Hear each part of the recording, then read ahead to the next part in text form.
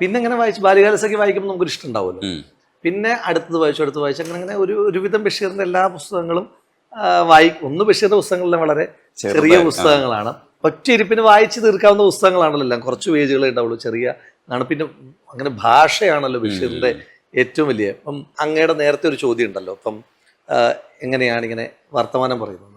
അപ്പം ഞാനാണെങ്കിൽ ഇപ്പം ആദ്യമായിട്ടൊരു ചർച്ചയ്ക്ക് പോകുമ്പം എനിക്ക് ഏറ്റവും അടുപ്പമുള്ള രണ്ട് കോൺഗ്രസ് നേതാക്കന്മാർ എന്ന് പറയുന്നത് ഒന്ന് വിഷ്ണുനാഥ്, ഒന്ന് ഷാഫി പറമ്പിൽ. ഒന്ന് വിഷ്ണുനാഥ് ഇപ്പം ഈ പഞ്ചായത്തിന്റെ തൊട്ടപ്പുറത്തെ പഞ്ചായത്തുകാരനാണ് വിഷ്ണുനാഥ്. അപ്പം ചെറുപ്രായത്തിൽ തൊട്ട് കാണുന്നതാണ് വിഷ്ണുവേട്ടൻ. അപ്പോൾ വിഷ്ണുവേട്ടൻ്റെ വളർച്ചയ്ക്ക് ഇങ്ങനെ നമ്മളിങ്ങനെ സ്റ്റെപ്പ് ബൈ സ്റ്റെപ്പ് ആയിട്ട് ഇങ്ങനെ കണ്ടുകൊണ്ടിരിക്കും. അപ്പോൾ വിഷ്ണുവേട്ടൻ ഇങ്ങനെ ഓരോ അച്ചീവ്മെന്റ് നമുക്ക് ഭയങ്കര സന്തോഷം. നമ്മുടെ ഒരു ചേട്ടൻ അച്ചീവ് ചെയ്യുന്നൊരു സന്തോഷം, ഒരു നാട്ടുകാരെന്നുള്ളൊരു ഫീൽ ഉണ്ട്. അപ്പോൾ പിന്നെ ഷാഫിക്കാണ്. അപ്പോൾ ഇവരോട് രണ്ടുപേരോടും ഇങ്ങനെ ചർച്ചയ്ക്ക് ആദ്യമായിട്ട് പോകുമ്പോൾ ഞാൻ ചോദിച്ചു, എന്താ എങ്ങനെയാണ് ഒരു അഡ്വൈസ് ചെയ്യണമല്ലോ.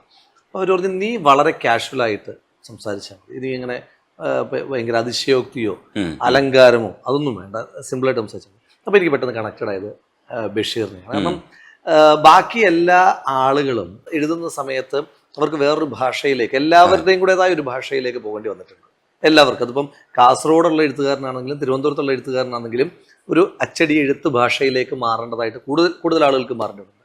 പക്ഷേ ബഷീർ അതിനകത്തൊരു വിട്ടുവീഴ്ചയ്ക്കും തയ്യാറായിട്ടില്ല. ബഷീറിൻ്റെ ഭാഷയിൽ, ബഷീറിൻ്റെ പ്രയോഗങ്ങളിൽ അങ്ങനെ തന്നെ നിന്നിട്ടാണ് പുസ്തകം. അതുകൊണ്ടാണ് അത് കൂടുതൽ എനിക്ക് കണക്ട് ചെയ്യാൻ പറ്റുന്നത് കൊണ്ട്. പലർക്കും അത് തന്നെ ആയിരിക്കണം.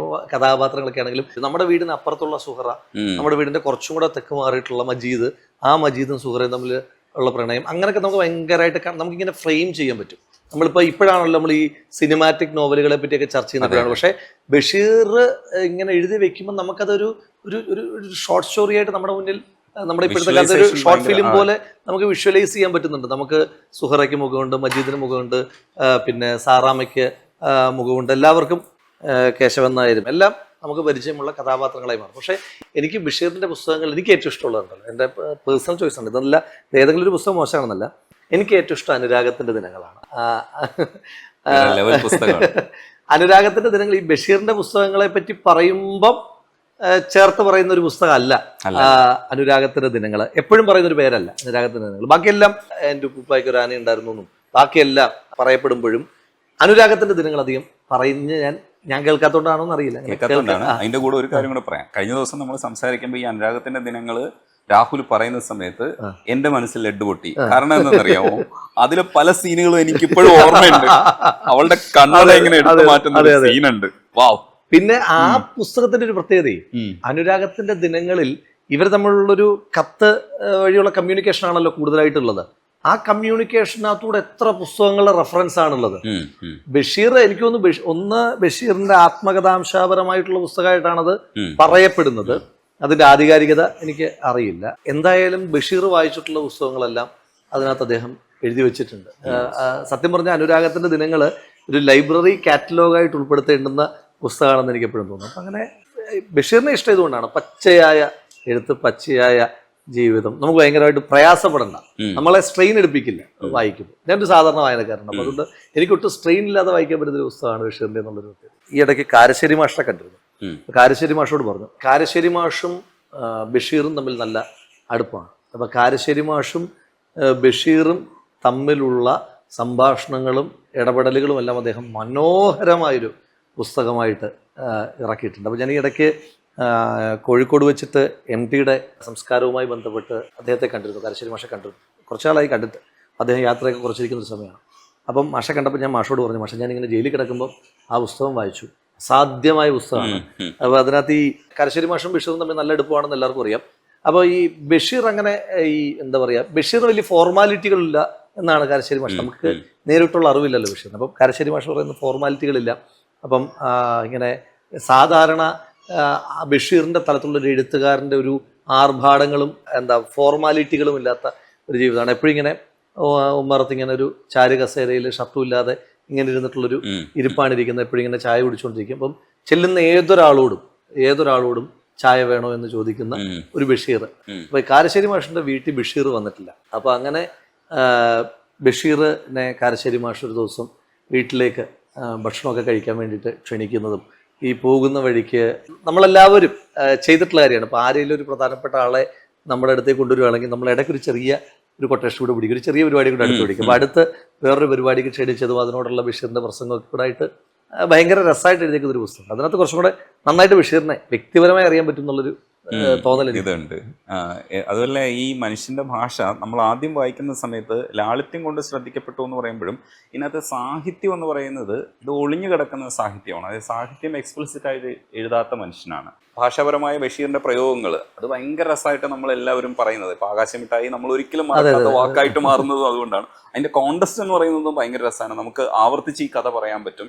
പിന്നെ ഉള്ളത് നമ്മൾ മറ്റെഴുത്തുകാരുമായിട്ട് മാറ്റൊരിച്ച് വരില്ലേ, അപ്പോഴാണ് ബഷീർ കൂടുതൽ തെളിഞ്ഞു വരുന്നത്. സാഹിത്യം എഴുതാൻ വേണ്ടി സാഹിത്യ വർണ്ണന ബഷീറിൽ ഞാൻ പറയട്ടെ, നമ്മുടെ എല്ലാം ജീവിതത്തിൽ ഇതൊക്കെ സംഭവിക്കുന്നുണ്ട്. നമ്മളെല്ലാവരും അത്യാവശ്യം സാഹിത്യകാരന്മാരാകേണ്ട സാഹചര്യങ്ങളിലൊക്കെ ഈ സാഹിത്യം എന്ന് പറയുന്നത് എന്തോ പിന്നെ അന്യഗ്രഹമായിട്ടുള്ളൊരു സാധനം അല്ലല്ലോ, നമുക്കിടയിൽ തന്നെ ഉള്ളതാണല്ലോ സാഹിത്യം. ഒരു പ്രണയലേഖനം എഴുതണമെന്ന് വിചാരിച്ചു, നമുക്ക് കഴിയുന്ന ഏറ്റവും വൈകാരികതയിലും ഏറ്റവും തീവ്രമായും ഏറ്റവും ചമത്കാര ഭംഗിയോടും കൂടിയിട്ടല്ലേ നമ്മൾ പ്രേമലേഖനം എഴുതുക. അതല്ലാതെ നമ്മൾ വളരെ കാഷ്വൽ ആയിട്ടല്ലല്ലോ. ഇപ്പോഴത്തെ കാലം എനിക്കറിയില്ല, ഇപ്പൊ പ്രേമലേഖനം എഴുതുന്ന ഒരു കാലത്ത് നമ്മൾ അതിനെ ഭയങ്കരമായി നമുക്കറിയാവുന്ന ഏറ്റവും മനോഹരമായ ഭാഷയിലും നമുക്ക് ഇപ്പം നമ്മൾ വളരെ പ്ലെയിൻ ആയിട്ടല്ലോ നമ്മൾ ഇംപ്രസ് ചെയ്യാൻ ശ്രമിക്കുകയാണല്ലോ. ഈ പ്രേമലേഖനം എഴുതുന്ന കാലത്ത്, അന്നത്തെ കാലത്ത് നമ്മളൊരു കത്തിലൂടെ നമ്മൾ ആളെ ഇംപ്രസ് ചെയ്യാൻ ശ്രമിക്കണല്ലോ, ഇടം മൈൻഡിനെ ഇങ്ങനെ ഷെയ്ക്ക് ചെയ്യാൻ ശ്രമിക്കുകയാണല്ലോ നമ്മൾ. അപ്പൊ അത് നമ്മൾ ചെയ്യാറുണ്ട്. ഇനി പോകട്ടെ, നമുക്കൊരു വളരെ പ്രിയപ്പെട്ട ഒരാളുടെ മരണം ഉണ്ടാവുകയാണെന്ന് വിചാരിച്ചു. നമ്മൾ ആ മരണത്തെ വേറൊരാളോട് വിവരിക്കുന്നത് എങ്ങനെയാണ്? വളരെ പ്ലെയിൻ ആയിട്ടാണോ? അയാൾ മരിച്ചുപോയി എന്നാണ് നമ്മൾ പറയുക. നമ്മുടെ വാക്കുകൾ എത്ര തീവ്രമായിരിക്കും, എത്ര ഇൻറ്റൻസ്ഡ് ആയിരിക്കും ആ ഫീലിങ്ങുകൾ. അപ്പൊ ബഷീറിന്റെ പ്രത്യേകത ഇതാണ്, നമ്മുടെയൊക്കെ ഉള്ളിലുള്ള ഒരു ഭാഷയുണ്ടല്ലോ നമുക്കൊക്കെ, അത് നമുക്ക് എപ്പോഴും വരില്ല. ഇപ്പം ഈ ഒരു പ്രേമലേഖനം എഴുതുമ്പോഴല്ലാതെ നമുക്ക് ആ പ്രണയത്തിന്റെ ഭാഷ വരണം എന്ന് നിർബന്ധമില്ല. നമുക്ക് ഒരാളുടെ മരണത്തെ പറ്റി അല്ലെങ്കിൽ ഒരു ലവ് ലോസ്റ്റിന്റെ ഫീലിങ്ങിന്റെ സമയത്ത് ഉണ്ടാകുന്ന ഒരു വിരഹം ഉണ്ടല്ലോ, ആ വിരഹത്തിൻ്റെതായ സമയത്ത് നമുക്ക് വരുന്ന ഭാഷ ഇപ്പൊ വെറുതെ ഇരിക്കുമ്പോൾ നമുക്ക് വരണം എന്നില്ല. ഞാൻ പറയുന്നത് അതൊക്കെ നമ്മുടെ ഓരോ വികാരങ്ങളാണ്. ആ വികാരങ്ങളെല്ലാം അതേ തീവ്രതയിൽ തന്നെ ബഷീറിന് അതാത് ഘട്ടങ്ങളിൽ പ്രതിഫലിപ്പിക്കാൻ പറ്റുന്നു എന്നുള്ളതാണ്. അത് മുഴച്ചു നിൽക്കാതെ നമുക്ക് അതിനോട് ചേർന്ന് തന്നെ ഇങ്ങനെ പോകാനായിട്ട് പറ്റുന്നത്.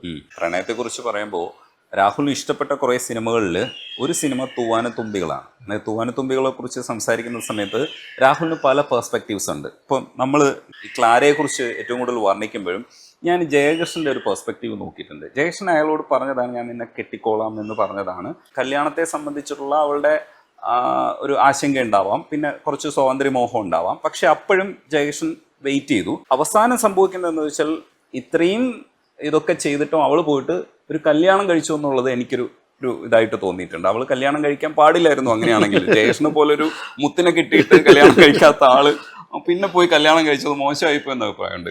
ഇതെന്റെ അഭിപ്രായമാണ്. അതിന്റെ പെർസ്പെക്റ്റീവ്